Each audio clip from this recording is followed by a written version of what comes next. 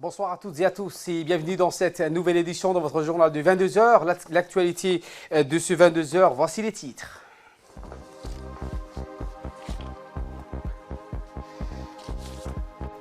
Le président de la République participe à un panel de discussion lors du Forum de Paris sur la paix.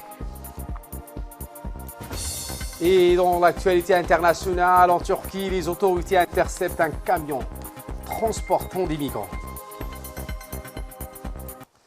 Voilà pour les titres. Merci si vous nous rejoignez sur Télé Djibouti. Emmanuel Macron a lancé la deuxième édition du Forum sur la paix organisé à Paris et rassemblant une trentaine de dirigeants internationaux dont le chef de l'État, Ismaël Marguerite, à la grande hall de la Villette. Le coup d'envoi de cette deuxième édition de ce forum a été donné par le chef de l'État français devant une trentaine de présidents et de chefs de gouvernement des pays du monde. Changement climatique, inégalité, désinformation, cybercriminalité. Face à tous ces défis, le forum dont la création avait coïncidé en 2018 avec le centenaire de la fin de la Grande Guerre ambitionne d'être un relais d'action concrète et de bonnes pratiques. Le président français a insisté également sur le rôle de l'Afrique. Si le continent a longtemps été un objet de multilatéralisme, il est en train d'en devenir un sujet. C'est ce qu'a estimé le chef de l'État français. Selon lui, ce forum sur la paix, qui s'ajoute à de nombreuses autres réunions internationales, est utile car il réunit des États, des ONG, des acteurs de la société civile, des entreprises. Seule réponse, d'après lui, aux nouveaux défis démographiques, climatiques et technologiques. Pour faire face aux défis d'organisation du monde et dans un contexte difficile pour les multilatéralismes, ce forum de paix continue à rassembler et à mobiliser tous les acteurs engagés. En marge de l'ouverture de ce forum sur la paix, des chefs d'État et de gouvernement ainsi que des personnalités ont animé plusieurs réunions ou discussions de panélistes.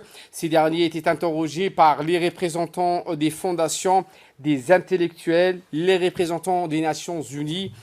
Eh bien, généralement, les questions ont porté sur le multilatéralisme, à savoir la préservation de la paix, la sécurité et aussi de trouver des solutions aux différentes crises qui affectent donc le monde d'aujourd'hui.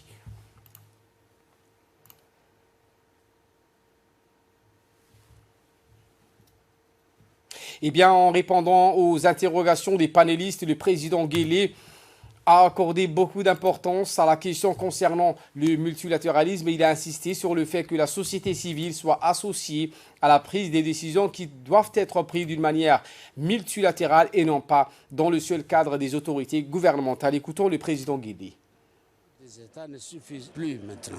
Il faut que la société civile, les ONG, les secteurs privés soient associés à cette réforme, à la responsabilisation du multilatéralisme et à écouter ce que disent nos populations, nos intellectuels et tous ceux qui ont quelque chose à apporter à cette gestion, gouvernance mondiale.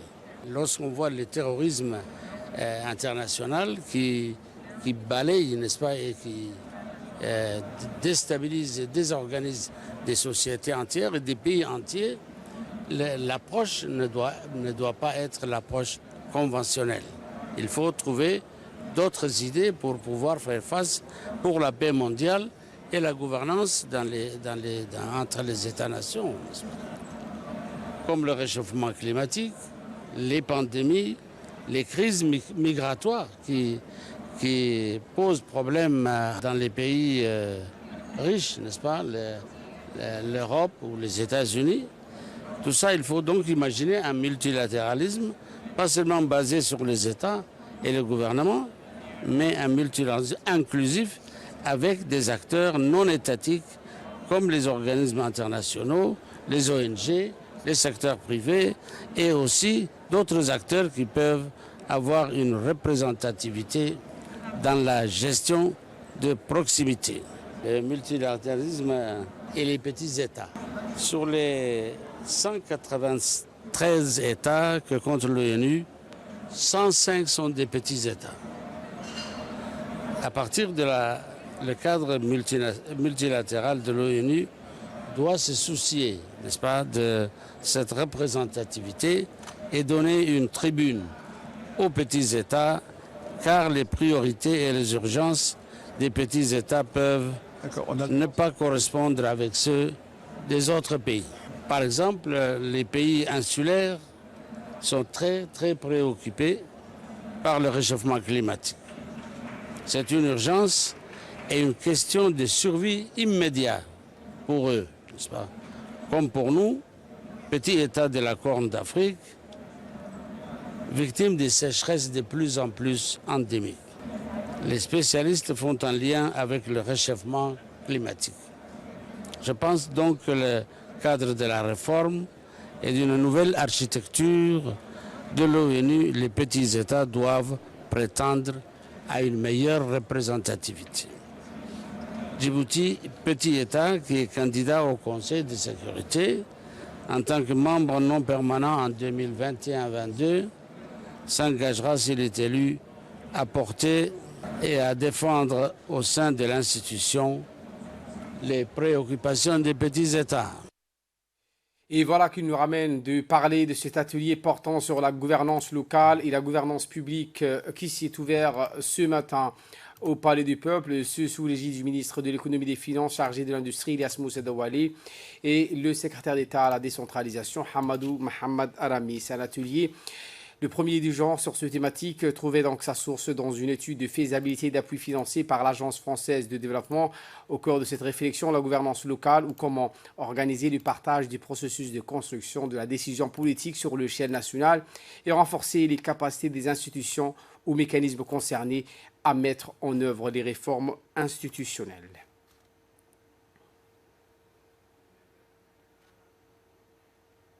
Le secrétaire d'État à la décentralisation, Hamadou Mohamed Alamis, donc, a, dans un mot prononcé à cette occasion, indiqué qu'à travers ce processus de décentralisation, ceci marque la volonté politique qui est d'assurer la responsabilité effective des collectivités locales. Voici ses propos. Je voudrais tout d'abord me réjouir de l'organisation de cet atelier, qui est un atelier de lancement de l'étude de faisabilité qui aura accès sur deux domaines, comme le ministre des Finances a dit, finances publiques et gouvernance locale. C'est une étude qui a été initiée par l'AFD sur l'orientation du gouvernement à travers le ministère des Finances. Après brève lecture de termes de référence et la note de cadrage, ce qu'on a pu un peu retenir, que, concernant surtout en tant que ministre de la décentralisation pour le volet gouvernance locale, c'est une étude qui a pour ambition un peu comment mieux appuyer surtout dans sa globalité les conseils de Djibouti-Ville, que ce soit la mairie, les trois communes. Donc c'est une bonne chose, j'y adhère totalement et nous ferons de notre mieux au mieux contribuer à la réussite de cette étude. Et pour sa part, le ministre de l'économie et des finances chargé de l'industrie, Ilyas Moussa Dawali, a précisé que le transfert de nouvelles compétences aux collectivités locales témoigne d'une volonté réelle de renforcer leurs prérogatives dans la définition de stratégies susceptibles de les amener à concevoir une démarche leur permettant de maîtriser leur propre développement. Écoutons. Merci d'être parmi nous ce matin. Nous souhaitions, après ces quelques mots, échanger et surtout écouter la présentation de l'expert, de l'équipe d'experts qui va nous présenter comment cette étude va être conduite et quels sont les objectifs avec les résultats attendus. Vous n'êtes pas sans savoir que le gouvernement de Djibouti est particulièrement attaché à l'efficience et à l'efficacité des collectivités locales. Nous avons d'ores et déjà commencé à travailler sur un programme ambitieux d'appui institutionnel de renforcement des capacités avec les régions de l'intérieur. Le moment était venu de réfléchir et de donner également le même appui, les mêmes coups de pouce pour les collectivités locales, en tout cas sur la ville de Djibouti. Nous remercions l'Agence française de développement d'avoir bien voulu nous accompagner sur ces dossiers, sur beaucoup d'autres dossiers également. Et nous estimons que cet appui doit nous permettre d'améliorer la gestion de nos communes, de notre ville, cette ville qui représente l'essentiel de la République de Djibouti, qui présente beaucoup de défis qui sont multiformes d'un point de vue de capacité pour tout ce qui concerne ces institutions, mais également des défis relatifs à la fragilité par rapport au changement climatique, tout ce qui s'en sort, donc, mais également le défi de pouvoir être transformé en une cité internationale compte tenu de l'ambition que nous avons de la République de Djibouti pour en faire un hub régional et international. Autre actualité de ce 22h, le ministre de l'Équipement et des Transports, Moussa Mohamed Ahmad, a reçu ce matin dans son cabinet le général Hamdi Mahamad, président de la Société des ressources halieutiques et aquatiques en République d'Égypte arabe. Eh bien, les discussions ont porté sur les voies et moyens de renforcer davantage la coopération entre les deux pays en matière de transport et logistique. Les deux hommes ont abordé aussi lors de cette entrevue des questions concernant des projets de coopération relatifs aux différentes opportunités qu'offre la République de Djibouti en tant que hub logistique régional. Et voilà qui nous ramène de parler de cette cérémonie de clôture de la 3e session du stage international de perfectionnement d'enquêteurs d'une durée de 6 semaines qui a eu lieu à l'École internationale de perfectionnement à la pratique de la police judiciaire, l'EU3PJ. Ce stage qui a débuté le 1er octobre dernier a rassemblé 20 stagiaires issus de 12 pays de l'Afrique et de l'Océan Indien, à savoir le Sénégal, le Gabon, la Mauritanie, le Mali, la Guinée-Conakry, le Congo-Brazzaville, le Tchad, le Niger, la Côte d'Ivoire, le Burkina Faso, Madagascar et Djibouti. À noter que pour la première fois, 4 institutions djiboutiennes ont été représentées. Il s'agit de la gendarmerie nationale, la police nationale, les gardes-côtes, la sécurité nationale, présidée donc par le substitut du procureur général, en l'occurrence Ibrahim Hussein Ouaïs. L'événement a vu la participation du préfet de la région d'Arta, du président du conseil régional d'Arta, de l'attaché de sécurité intérieure auprès de l'ambassade de France à Djibouti, du commandant de la Miadite, de l'armée du carabinier italien, de l'attaché de la sécurité éthiopien et de plusieurs magistrats, des représentants des organisations du système des Nations Unies et de plusieurs officiers de la gendarmerie nationale. Les 20 stagiaires de la promotion ont reçu leurs diplômes et les insignes de l'école des mains des officiels présents sur le lieu.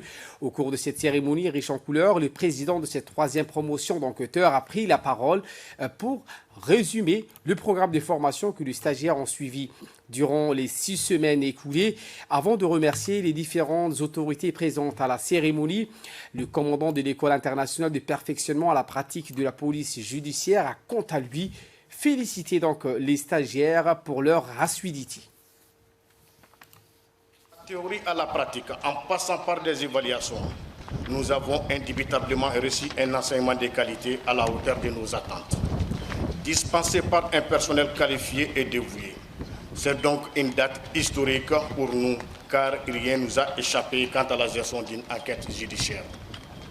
La pédagogie adoptée et les thématiques débattues durant tout au long du stage ont mis en exergue les caractères internationaux de cette école, nous outillant ainsi à conduire efficacement les enquêtes auxquelles nous serons confrontés.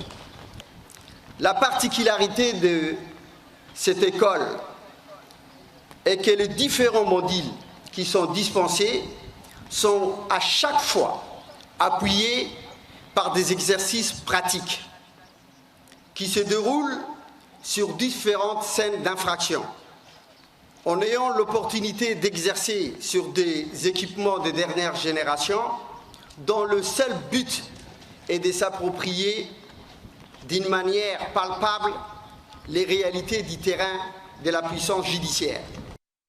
Et le colonel Zakaria Hassan Adan, chef d'état-major de la gendarmerie nationale, a tout naturellement tenu à féliciter les stagiaires pour leur assiduité et leur intérêt durant les 6 semaines de stage, ainsi que pour leur excellent résultat. Il a profité de l'occasion également pour adresser un vibrant hommage au chef de l'État pour son soutien indéfectible à la gendarmerie nationale en général et à l'EU3PJ en particulier, ainsi qu'à la première dame présidente de l'UFD qui fournit donc des experts intervenants dans les formations pour les questions relatives à la protection du genre et aux différentes atteintes pour les femmes. Écoutons.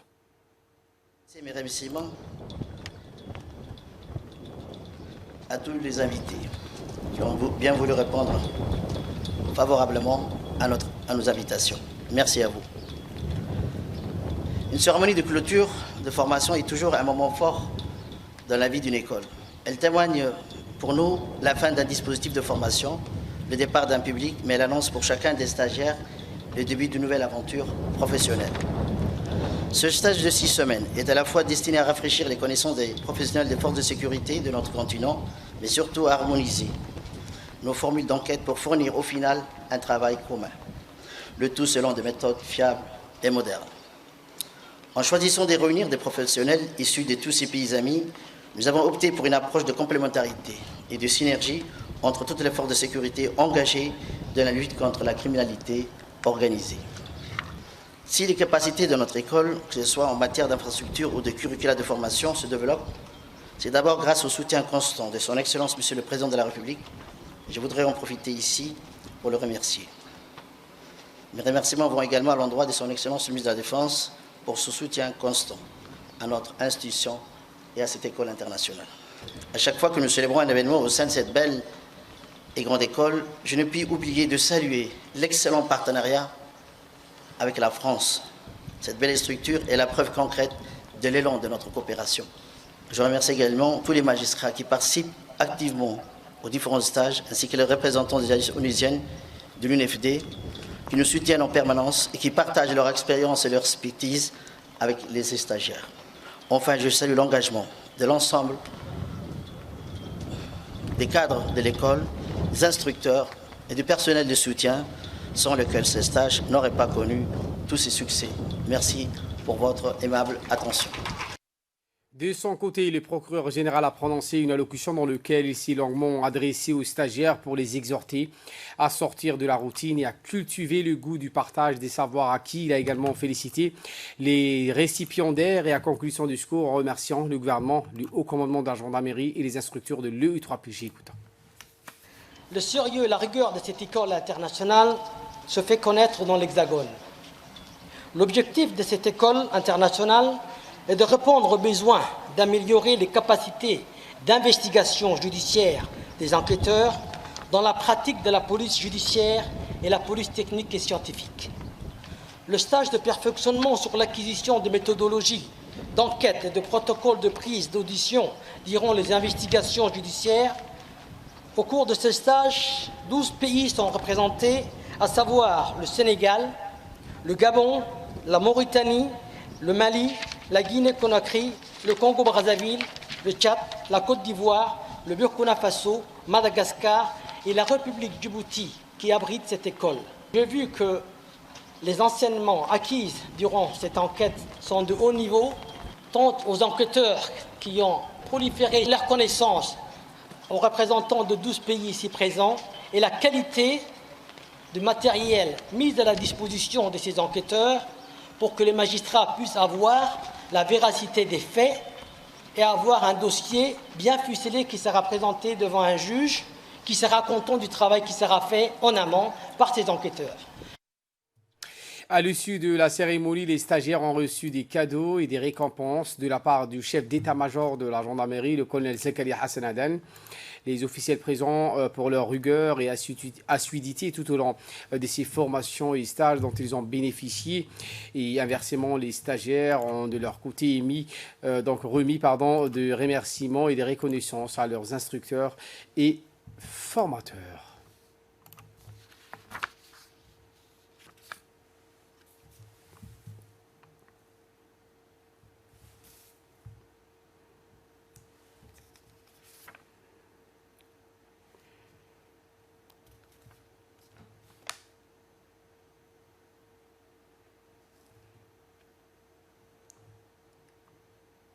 Autre actualité de ce 22h, le colonel Mohamed Jama' Douali, commandant de la garde républicaine, a reçu aujourd'hui à l'état-major de la garde républicaine l'ambassadeur de France accrédité à Djibouti. L'ambassadeur français était accompagné du colonel Hugues de Roquemorel, attaché de défense auprès de l'ambassade de France. Et au cours de la rencontre, le colonel Mohamed Jama' Douali a tenu à exprimer toute sa reconnaissance et son attachement pour cette coopération fructueuse dont il a souhaité qu'elle se pérennise à tout jamais. Eh bien, cette visite de courtoisie s'inscrit dans le cadre de la prise de contact et de tournée du nouvel ambassadeur français avec les autorités du pays.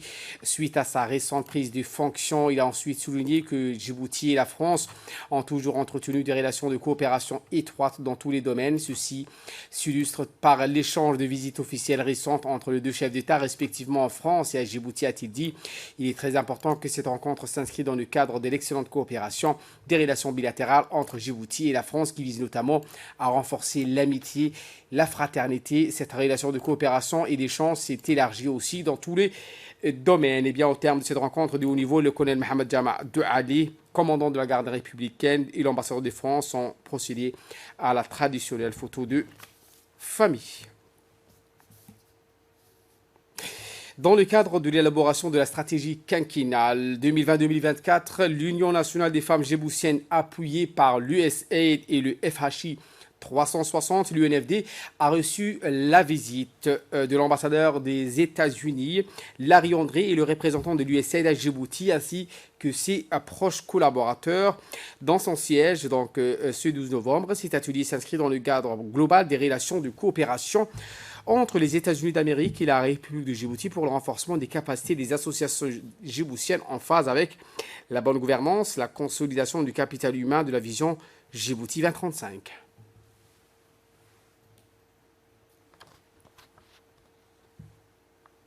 Sa vision 2024 et également de faire ressortir les axes stratégiques dans lesquels l'UNFD va s'investir pour les 5 ans à venir. Donc nous avons aussi eu le plaisir d'avoir en visite l'ambassadeur des États-Unis d'Amérique qui nous a trouvé en plein travail, accompagné du directeur de l'USAID au niveau Djibouti. Alors ils ont vu ce que nous faisions, mais également ils ont pu visiter l'UNFD, discuter avec le personnel de l'UNFD, mais aussi avec les participants. La directrice du projet, Mme Rouria Ali Jama', a mis l'accent sur les activités que mène l'UNFD. Écoutons. Il a été question de parler d'abord de nos enjeux, de nos forces et faiblesses, mais aussi de nos opportunités et, au niveau de l'UNFD. Donc ce qui est important, c'est que nous avons organisé un atelier multipartite, c'est que les autres partenaires gouvernementaux et non gouvernementaux se sont joints à nous pour justement faire cet effort. Nous sommes très fiers de cet atelier qui a duré 2 jours et surtout de la participation active que les participants ont bien voulu donner. Justement, cet atelier planification stratégique nous permettra de pouvoir non seulement au niveau de visibilité, améliorer notre visibilité, au niveau de la visibilité des actions de l'UNFD, mais aussi de pouvoir faciliter les plaidoyers et les mobilisations de fonds. Nous remercions en premier lieu le FHI 360, l'USAID et l'ambassadeur américain qui a bien voulu visiter nos travaux justement et qui a félicité l'UNFD dans ce sens-là. Alors il faut dire qu'en premier lieu, l'honneur revient à son Excellence la Première Dame et Présidente de l'UNFD qui sans cesse œuvre pour et milite pour les droits de la femme et des enfants à Djibouti. Et pour sa part, l'ambassadeur de Djibouti, des États-Unis à Djibouti, M. Larry André, s'est réjoui de la visite qu'il a pu mener au sein du siège de l'Union nationale des femmes djiboutiennes. Voici ses propos. Je suis très impressionné par ce que l'UNFD a accompli dans ce pays. Depuis longtemps, j'ai découvert le travail, les faits qu'ils ont accomplis ailleurs dans le pays, juste après mon arrivée. Et quand on a eu la possibilité de travailler avec eux, J'étais ravi de la faire. J'ai tant de respect pour ce que cette organisation a fait et j'espère que ça va inspirer d'autres ONG de ce pays de s'organiser aussi bien que UNFD. La première fois que j'ai eu l'opportunité de visiter leur siège, mais j'ai déjà vu le travail que UNFD a fait ailleurs, par exemple à Obok. J'étais là, au campement de réfugiés Markazi, et j'étais impressionné par ce que cette organisation a accompli là-bas aussi. Donc j'ai tant de respect et c'est une bonne opportunité pour nous de partager des idées, comment faire une stratégie à long terme et de faire des actions les plus efficaces pour accomplir le but en faveur de la femme djiboutienne. Nécrologie pour clore l'actualité nationale avec la disparition du grand artiste djiboutien Ahmed Kamil, connu sous le sobriquet de Ahmed Brown, né en 1956. Le défunt laisse derrière lui donc une veuve et 3 enfants ainsi que des petits-enfants. En cette circonstance douloureuse, le secrétaire d'État à la décentralisation, Hamad Mohamed Aramis, l'ambassadeur de Djibouti en Allemagne, l'ambassadeur du Djibouti au Japon, la direction et l'ensemble du personnel de la radio-télévision adressent leurs sincères condoléances à la famille, aux proches et amis du défunt. Nous prions le Tout-Puissant de l'accueillir dans son paradis éternel. Et de là, nous passons aux nouvelles du monde. Les autorités turques interceptent un camion transportant des migrants. Les détails dans cette séquence. Les autorités turques ont intercepté hier un camion dans l'ouest du pays transportant des dizaines de migrants en direction de la Grèce. Les 82 personnes entassées dans le véhicule sont toutes de nationalité afghane et allaient se rendre sur l'île de Lesbos. Elles ont été placées dans un centre de rétention. Le chauffeur du véhicule a été arrêté. Le nombre de personnes accueillies sur les îles grecques de la mer Égée n'a jamais été aussi élevé depuis l'accord conclu entre Bruxelles et Ankara en 2016 visant à empêcher les migrants de quitter la Turquie. Voilà pour l'essentiel de ce 22h. Merci à vous de nous avoir suivis et très bon suivi des programmes sur Télé Djibouti.